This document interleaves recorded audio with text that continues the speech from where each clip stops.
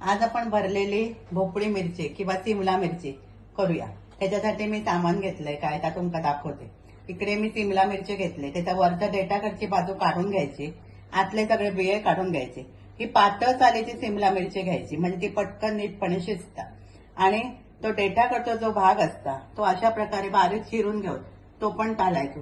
मग बारीक चिरलेलो, हे सगळं अगदी बारीक चिरून घ्यायचं। बारीक चिरलेलो कांदो, इकडे एक ओली मिरची, थोडासा आला आणि बारीक चिरलेली लसूण, इकडे कोथिंबीर, इकडे धण्या जिऱ्याची पावडर, थोडंसं गोडो मसालो आणि बेसन।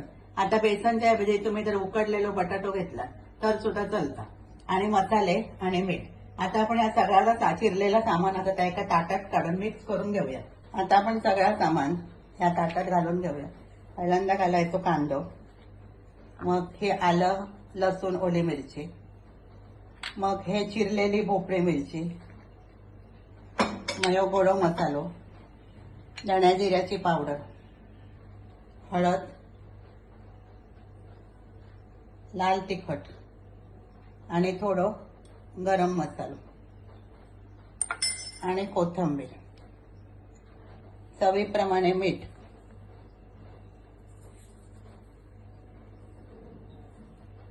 आणि हाताने सगळा मिक्स करायचा। आता मीठ घातल्यामुळे हा कांदो थोडंसं ओलं होतं, आणि मग त्याच्यात मावात इतका बेसन घालायचं।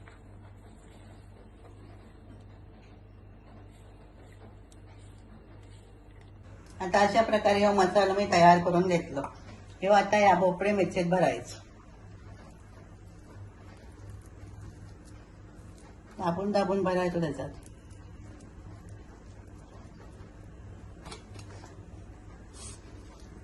आता सगळ्या मिरचीमध्ये मी भरून घेते।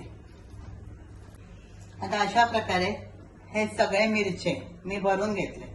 आता हे आपण सगळीकडून भाजून घेऊचे आहोत, त्यामुळे इकडे मी गॅसवर ठेवलंय पॅन। पॅन मध्ये थोडासा तेल जास्त घालायचं आणि आपण फोडणी करून घ्यायची। म्हणजे तेल तापला की राई टाकायची, थोडासा जिरा टाकायचा आणि थोडं हिंग टाकायचं, आणि राई आणि जिरा तटतटला की गॅस बारीक करायचो, आणि हे सगळे मिरचे त्या तेलामध्ये लावून ठेवायचे।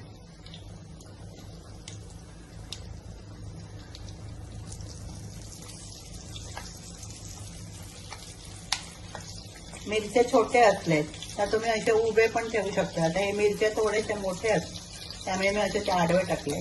आता हे 5-10 मिनिटं मंद गॅसवर शिजवायचं, आणि मग नंतर आपण ते परतून दुसऱ्या बाजून शिजवून घ्यायचं। आता आपण हे उघडून बघूया आणि उलटून दुसऱ्या बाजून भाजून घ्यायचं। त्या बाजून भाजले ते आता अशा प्रकारे दुसऱ्या बाजून पण आपण भाजून घेऊया। आता आपण परत एकदा उघडून बघूया, आणि जिकडे जिकडे हिरव्या दिसतात तिकडे तिकडे त्या बाजून परतून घेऊया। आता दोन्ही बाजून भाजलाच, पण ज्या बाजून भाजलाच नाही ना त्या बाजून थोडासा परतून घ्यायचा।